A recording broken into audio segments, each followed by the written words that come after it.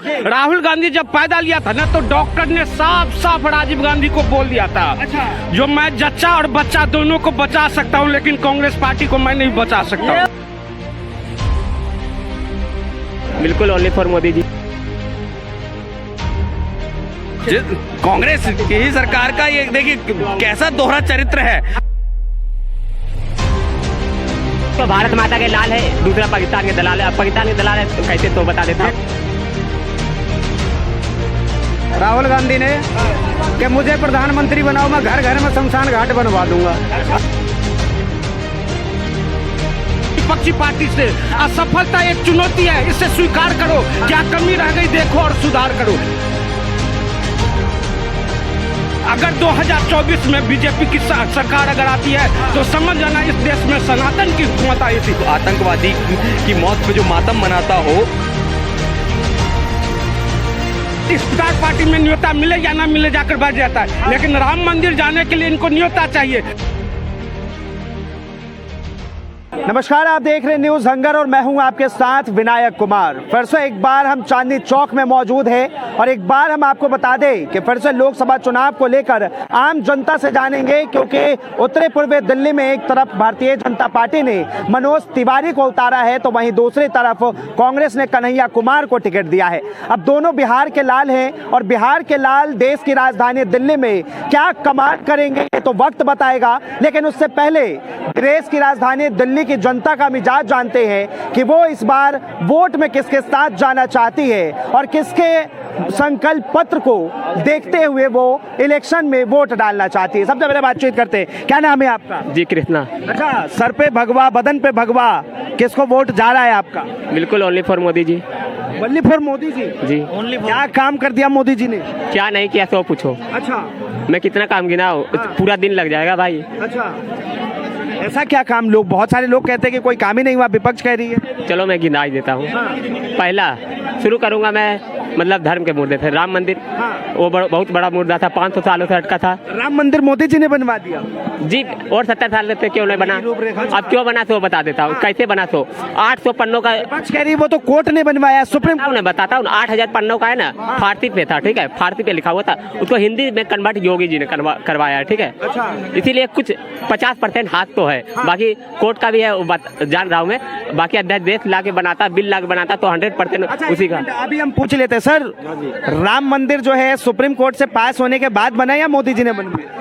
दोनों की रूपरेखा है जी, वैसे कोर्ट से पास होने के बाद ही बना है। लेकिन विपक्ष लगातार जोर दे रहा था कि ये कोर्ट ने बनवाया है। विपक्ष का तो काम यही है ना जी, कुछ ना कुछ तो अड़ंगा डालना। वैसे मोदी सरकार में बना है। अच्छा। मोदी सरकार में आज से पहले विपक्ष का काम तो ये था कि वो कैसे भी राम मंदिर ना बने।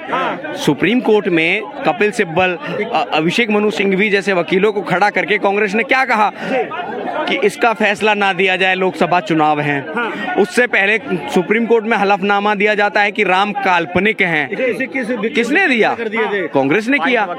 जिसने राम के अस्तित्व, सबसे बड़ा इस देश का दुर्भाग्य देखिए, जिस राम के अस्तित्व पे सवाल उठाते हैं उसी के नाम पर कल की रामनवमी की छुट्टी एंजॉय करते हैं। अच्छा, 22 वकील खड़े कर दिए थे विपक्ष। कांग्रेस की ही सरकार का ये देखिए कैसा दोहरा चरित्र है, दोहरा मापदंड है। जो राम के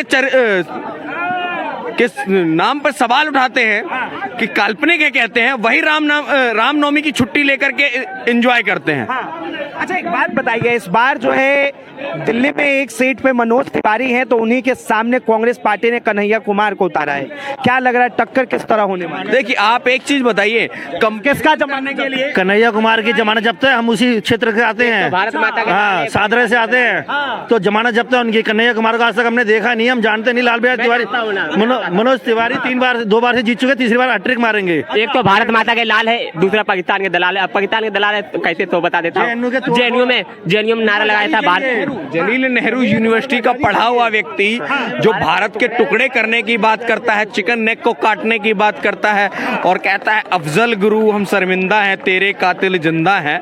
क्या देश की जनता ऐसे व्यक्ति को, आतंकवादी की मौत पे जो मातम मनाता हो, उसको वोट करेगी? कभी नहीं करेगी। जमानत जब्त कर देगी, नोटा से भी कम वोट मिलेंगे कांग्रेस को और कन्हैया कुमार को। बेगूसराय से भागे हैं ना, दिल्ली से भी भागेंगे, दिल्ली से भी भागेंगे।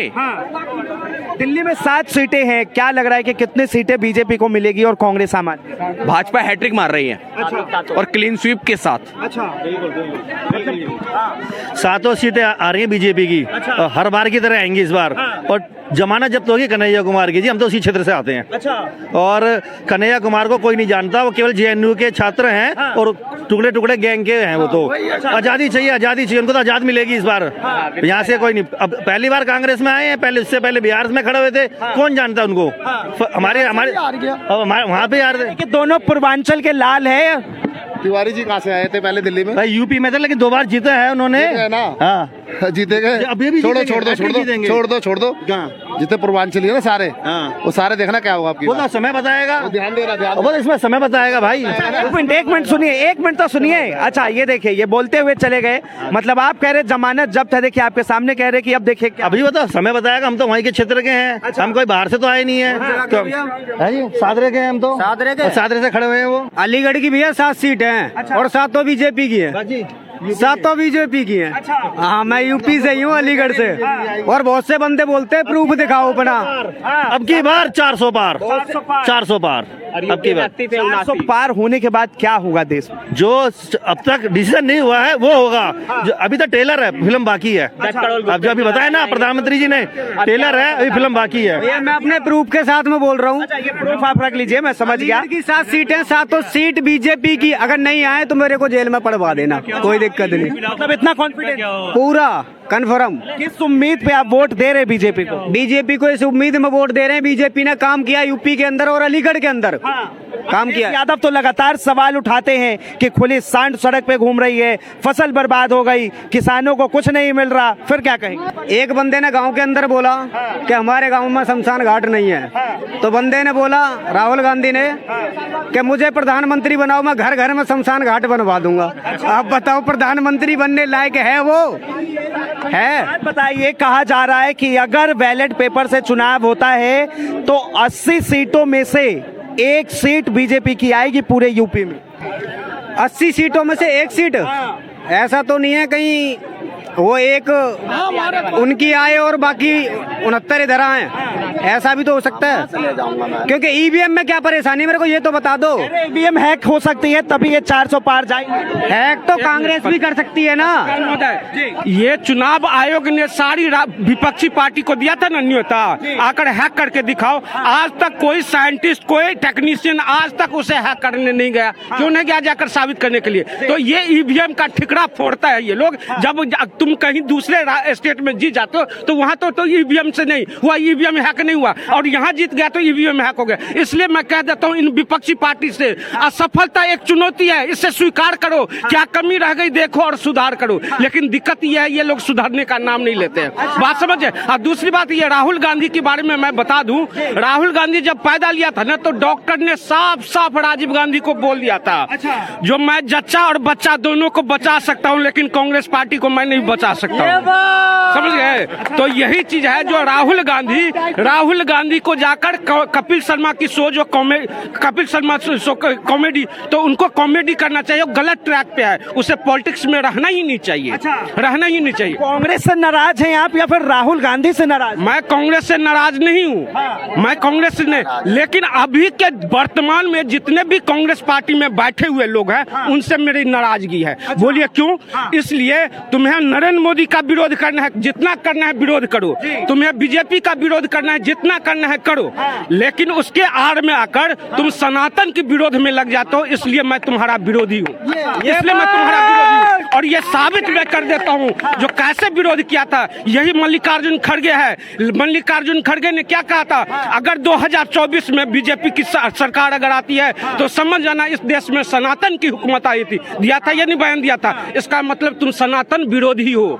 तो दूसरी बात, एक जगह और ये जनसभा में बैठा हुआ था, हिंदुस्तान की प्रथा जो तिलक किया गया था, वो टिश्यू पेपर मंगवा कर वही मल्लिकार्जुन खड़गे अपना तिलक पोछ लेते हैं। तुम मतलब सनातन विरोधी हो। तुम्हें जिस पार्टी में रहते हो, जहां रहते हो, जहां बैठे हुए, जिस धर्म को तुम्हें मानना है मानो। मैं अपना सनातन धर्म को मानता हूँ। आप एक आम आदमी है इस देश के, आपसे जानना चाहूंगा, कांग्रेस ने आरोप लगाया है कि भारतीय जनता पार्टी भेदभाव की राजनीति करती है, बांटने की राजनीति करती है। भेदभाव की अभी तो इतने एग्जाम्पल दे दिया, भेदभाव की राजनीति कौन देता है। दूसरी बात मैं आपको बता देता हूँ, यही राहुल गांधी जब ये क्या कहते हैं न्यू ईयर पे न्योता मिले या ना मिले जाकर बैठ जाता है ना, विदेश में जाकर बैठ जाता है ना, उसके बाद इफ्तार पार्टी में न्योता मिले या ना मिले जाकर बैठ जाता है। लेकिन राम मंदिर जाने के लिए इनको न्योता चाहिए, और जब न्योता दिया भी गया तब भी ये नहीं गया, मेरा मुंह से तब भी नहीं गया। तो इसलिए ये समझिए बात को, अगर देश की संस्कृति, देश की सभ्यता को अगर बचाना है तो आपको सनातन को बचा के चलना पड़ेगा। महंगाई और बेरोजगारी पर क्या कहेंगे, ये भी सवाल। महंगा भाई साहब एक चीज बताइए, महंगाई आप भी पढ़े लिखे होंगे ना, हिंदुस्तान में 2014 के बाद इतने डिजिटल हो चुका है, जो आप भी कैमरा लेकर घूम रहे हैं, आपके पास रोजगार है। रोजगार का मतलब ये नहीं होता जो सरकारी नौकरी चाहिए। अगर यहाँ कोई बेरोजगार बैठा हो तो आज मेरे सामने आकर खड़े हो जाए, मैं पूछता हूँ जो तुम बेरोजगार क्यों हो। आजकल मैं देखा था सीपी में मुझे मिला हुआ था एक, वो LLB किया हुआ था, LLB का फुल फॉर्म पूछा तो पता ही नहीं है। अब उनको चाहिए रोजगार, समझ रहे, MBA करके घूम रहा है, MBA का फुल फॉर्म नहीं पता है, उनको चाहिए रोजगार। भाई साहब जिसके पास स्किल्स है ना, आजकल रोजगार की जिसके पास काबिलियत होगी उसको रोजगार मिलेगा। कोई जरूरी नहीं सरकारी नौकरी ही मिले, प्राइवेट जॉब भी मिलता है, प्राइवेट जॉब भी मिला और अच्छी सैलरी मिलती है जिसके पास स्किल्स है। लेकिन स्किल्स, बिना स्किल्स का तुम अगर बेरोजगार हो तो बेरोजगार ही रहोगे।